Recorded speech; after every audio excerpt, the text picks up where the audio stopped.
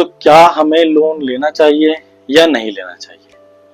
अगर डेली ये सोचते हो कि लोन लें या ना लें, लेने के क्या बेनिफिट हैं या क्या नुकसान है, तो आज का वीडियो आपके लिए होने वाला है। आप इस वीडियो को स्टार्टिंग से एंड तक जरूर देखें। हम आपके सारे डाउट क्लियर कर देंगे लोन लेना चाहिए या नहीं लेना चाहिए। वीडियो स्टार्ट करने से पहले मैं आप सभी से रिक्वेस्ट करूंगा कि आप चैनल को सब्सक्राइब जरूर कर दें, क्योंकि इस चैनल पे हम लोन एंड फाइनेंसेस के बारे में बात करते हैं और सिर्फ बात नहीं करते, आपके जो भी डाउट्स हैं उनको क्लियर करते हैं और आपको हेल्प भी करते हैं अगर रिक्वायरमेंट है लोन की। तो अपने टॉपिक पे वापस आते हैं कि आपको लोन लेना चाहिए या नहीं लेना चाहिए। तो सबसे पहले तो हम ये बात कर लेते हैं कि हम अनसिक्योर्ड लोन की बात कर रहे हैं या लोन की एक नॉर्मल लोन की बात कर लेते हैं। तो सबसे पहली बात, लोन होता क्या है। लोन एक अमाउंट है जो बैंक आपको फाइनेंस करता है, जो बैंक आपके अकाउंट में देता है और उस पैसे से आप कुछ भी परचेज कर सकते हो। अब बात करते हैं कि बैंक आपको देता क्यों है। बैंक ये देखता है कि आपकी जो करंट इनकम है, जो आज आप कमा रहे हैं, वो आप अगले कितने दिनों तक कमा सकते हैं और कितने टाइम से कमा रहे हैं। मान लीजिए कि आपकी एक टर्नओवर 1 करोड़ रुपए की है, आप 1 करोड़ रुपए का एक टर्नओवर करते हैं, 1 करोड़ पे मोटा मोटा मार्जिन 10% का मान लीजिए, तो साल का 10 लाख रुपए आप कमा रहे हैं। तो बैंक आपको ये देखता है कि भाई आप अगर 10 लाख रुपए साल का कमा रहे हैं तो आप आगे भी 10 लाख तो कमाएंगे ही कमाएंगे। सब कुछ सही रहा तो जिस तरीके से आज कर रहे हैं उस तरीके से आगे भी कमाएंगे।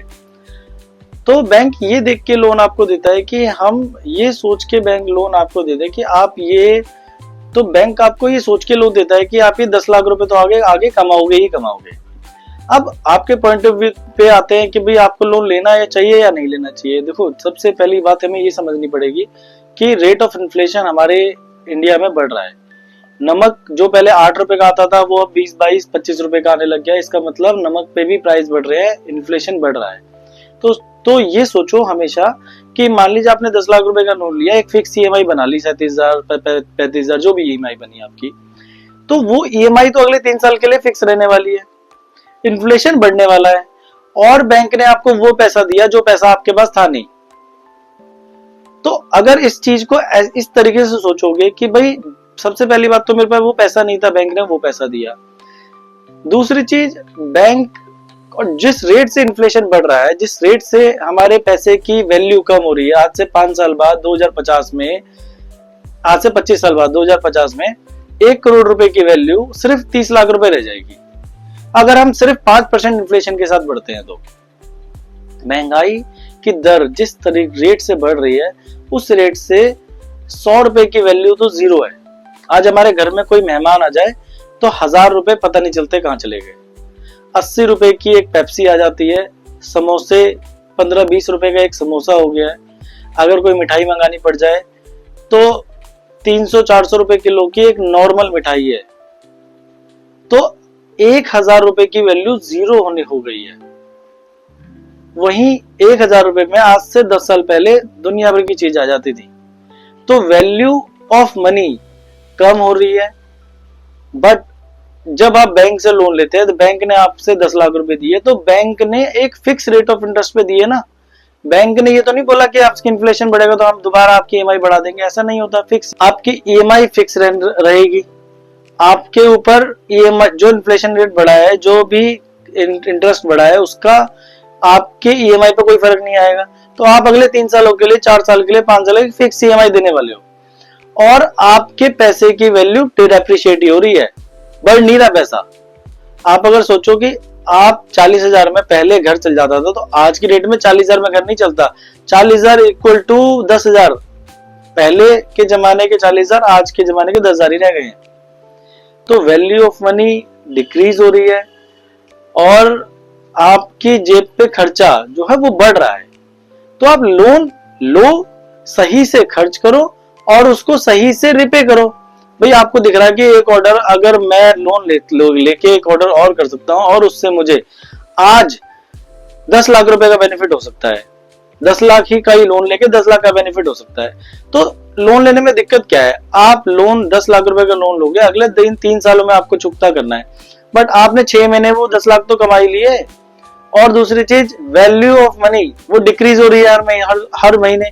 आपकी जो इन्फ्लेशन है, इन्फ्लेशन बढ़ रहा है, तो वैल्यू तो मनी क्या डिक्रीज हो रही है। आज अगर सोचो कि भाई 10 लाख रुपए आप बैंक को इंटरेस्ट के साथ दोगे, तो बैंक के लिए भी तो वो वैल्यू कम ही हो रही है, वैल्यू ऑफ मनी डिक्रीज ही हो रही है। बैंक के लिए वो पैसा 10 लाख रुपए आज से 3 साल बाद जब आप 10 लाख रुपए दोगे तो 10 लाख रुपए थोड़ी रह जाएगा।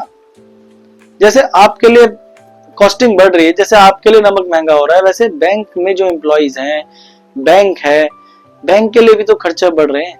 बट आप, बैंक ने आपको थोड़ी बोला है कि वो खर्चा करने के लिए, बट बैंक ने आपको एक फिक्स रेट ऑफ इंटरेस्ट पे लोन दिया है, आपको वही रिपे करना है। अगर आप इसको वाइजली यूज करोगे तो आपके लिए बेनिफिट है ये, अगर आप इसको सही से यूज नहीं करोगे तो ये बेकार है आपके लिए, आपको लोन नहीं लेना चाहिए। तो आपके ऊपर डिसीजन है कि आपको लोन लेना है या नहीं लेना है। बट मैं आपको ये गाइड कर सकता हूं कि अगर आपको लोन लेना है तो कहां से लेना चाहिए, क्या रेट ऑफ इंटरेस्ट पे लेना चाहिए। उसके लिए आपको हमें कॉल करना है, हम आपकी पूरी प्रोफाइल समझेंगे, प्रोफाइल समझने के बाद आपको गाइड करेंगे कि लोन लेना चाहिए, नहीं लेना चाहिए, कितना लेना चाहिए, कहां से लेना चाहिए, किस रेट ऑफ इंटरेस्ट पे लेना चाहिए, कौन सा बैंक आपको दे सकता है, कौन सा बैंक आपको नहीं दे सकता है।